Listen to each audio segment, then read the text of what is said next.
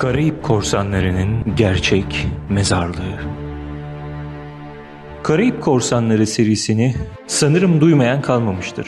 Johnny Depp'in sinema tarihinin en egzantrik karakterlerinden biri olan Kaptan Jack Sparrow'u canlandırdığı bu seri, korsanlara karşı olan tutumu bugün biraz sempati yönüne çevirse de aslında o tarihlerde yaşayan bu insanlar neredeyse tüm okyanus ve denizlere korku salmaktaydı.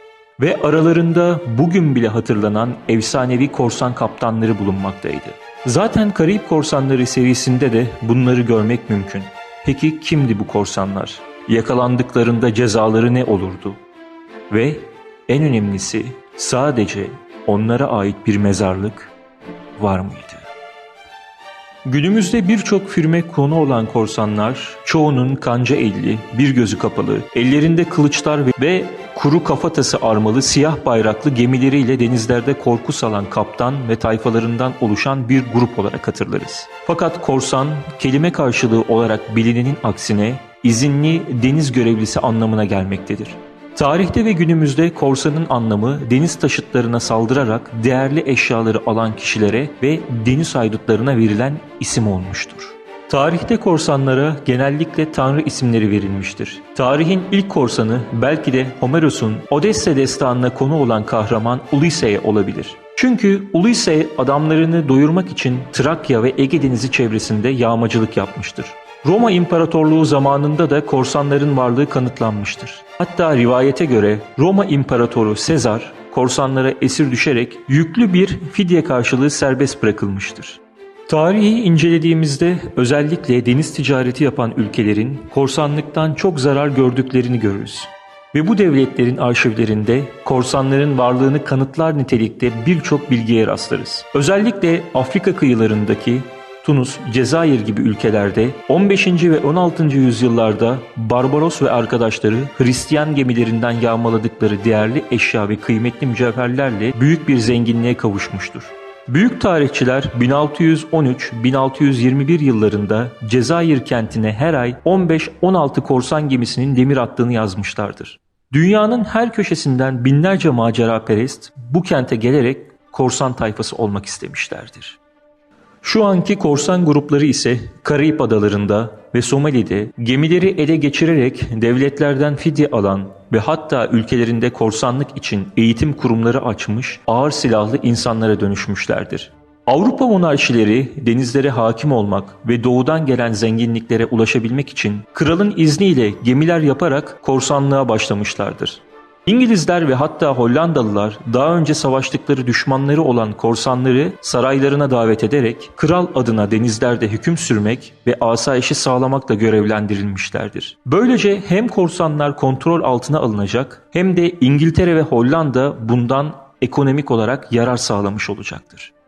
Daha sonra yeni kıtalar keşfedilmeye başlanınca Fransa, İngiltere ve Hollanda, Amerika kıtasını keşfeden İspanyol ve Portekizlilerin yeni kıtalardan getirdikleri zenginliklerle dolu gemilerini Fransız bir korsan olan Jean Flore'ye yağmalatarak büyük ganimetler elde etmişlerdir. Korsanlar tarafından uğradıkları baskınlarla gemileri yağmalanan Portekiz ve İspanyollar daha sonra filolar oluşturarak yılda 2 defa Amerika kıtasına sefer yapmış, filo ise ağır silahlarla donatılan büyük kalyonlar tarafından korunmuştur.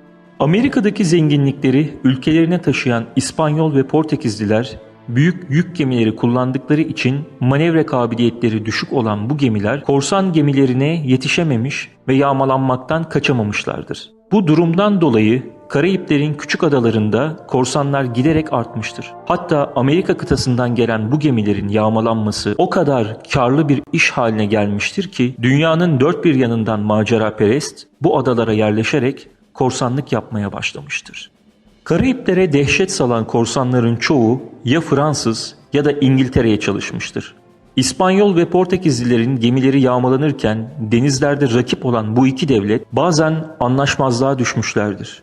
Uzun yıllar İspanyol gemilerinden ganimet elde eden Fransa ve İngiltere 18. yüzyılın başlarında korsanlar devlete yük olmaya başlayınca Avrupa'nın büyük devletleriyle 1715 yılında Hollanda'nın Utrecht limanından toplanarak korsanlığı yasa dışı ilan etmişlerdir. Bu dönemden sonra birçok ünlü korsan donanma bünyesine katılmış ve bazıları da ticarete atılarak çok zengin olmuştur.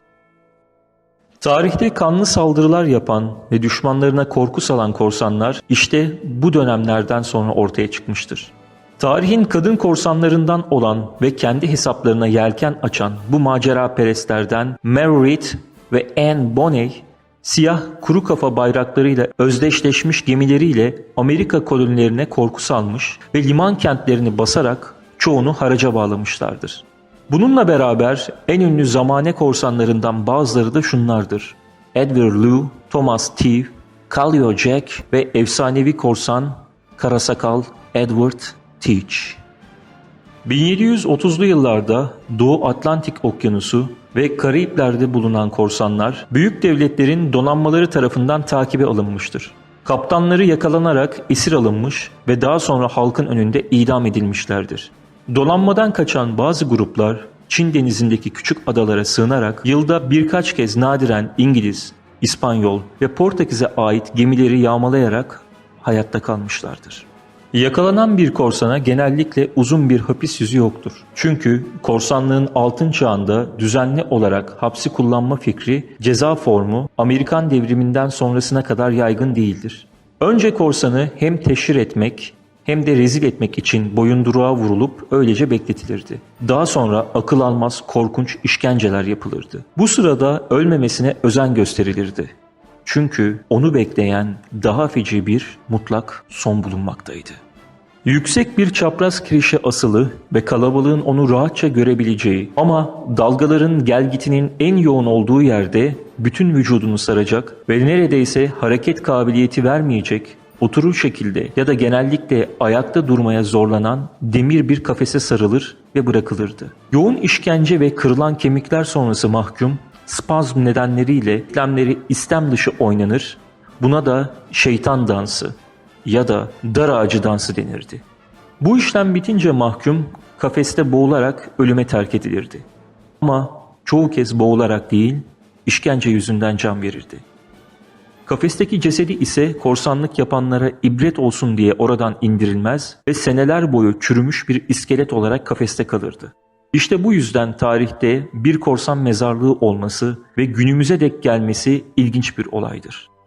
Çünkü uygar dünya çoğunlukla parçalanan ve denize atan cesetleri gömme zahmetine bile katlanmıyordu. Ile Sainte-Marie, Madagaskar, dünyanın bilinen ilk ve tek korsan mezarlığına ev sahipliği yaptığına inanılmaktadır. Madagaskar açıklarındaki Ile Sainte-Marie küçük bir ada olup 1688-1721 yıllarında binden fazla korsanı içinde barındırdığı söylenmektedir. Korsanlar çoğunlukla İngiltere, Portekiz, Fransa ve Amerika'dan Madagaskar'a açık denizlerde ticaret yapan gemilere başarılı baskınlar sonucu ganimetten pay, ev, bir sığınak ve stratejik bir yer olarak açıklardaki bu adayı kullandılar. Doğu Hindistan ticaret yolu yakınındaki bu güzel tropik ada çok sayıda koyları ile gemileri gizlemek için de mükemmel bir yerdi.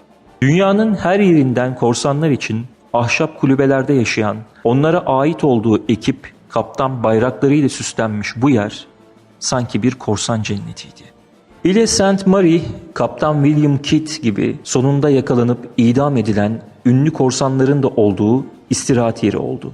İskoç korsan kaptan gibi birçok ünlü korsanlara da ev sahipliği yaptı. Bir keresinde İngiliz bir korsan olan Robert Clifford, Ile Sainte-Marie açıklarındaki bir gemiyi ele geçirdikten sonra 200.000 doların üzerinde nakit yağma ile bir anda büyük bir zenginliğe kavuştu. Ve sonu yine bu adanın terk edilmiş bir noktasındaki mezarlık oldu. Korsanlardan biri öldüğünde burada gömülüyordu. Palmiye ile kaplı, denize bakan tepenin gölgeli kısmı, bir nokta üzerinde avuç içi kadar ve büyümüş otların arasında görülen Hint okyanusu suları ile korsanların mezarlığı yer almaktaydı. Yerliler bir keresinde yüzlerce olduğunu söyledikleri mezarlardan ve mezar taşlarından şimdi dağınık halde yaklaşık 30 kadar mezar taşı kalmıştır. Adanın taşları yüzyıllar boyunca şiddetli yağmurlar ve ormanların iklimi sonucu parçalanıp dağılmıştır. Yerli kaptan Kidd'in son dinlenme yeri ise onu suçları ile cezalandırmak amacı ile dik pozisyonda gömülü olduğu mezarlığın ortasındaki büyük, siyah bir mezardır. Korsan mezarlığındaki mezar taşları üzerindeki isimlerin çoğu artık okunaklı olmasa da nispeten bellidir ve kaya içinde oyulmuş çapraz kemikler, kafa tasları ve kılıçlar hala onların korsan olduklarının göstergesidir. 1700'lerde Fransızlar zorla adayı ele geçirdi ve Ile Sainte-Marie 1960 yılında Madagaskar'a iade edildi. Sainte-Marie'nin gelişen bir turizmi olmasa da uzamış, sallanan çim ile kaplı harap mezarlık halka açıktır. İronik bir şekilde huzurlu olsa da hala şiddeti seven ve huzursuz insanların kemikleri ile dolu bu yerde mezarların çoğunun üzerinde ve yazısı yağmurdan neredeyse silinmiş eski bir levhada ise şunlar yazmaktadır. Onlar için dua etme yurttaşlarım. Onlar sadece korsanlardı.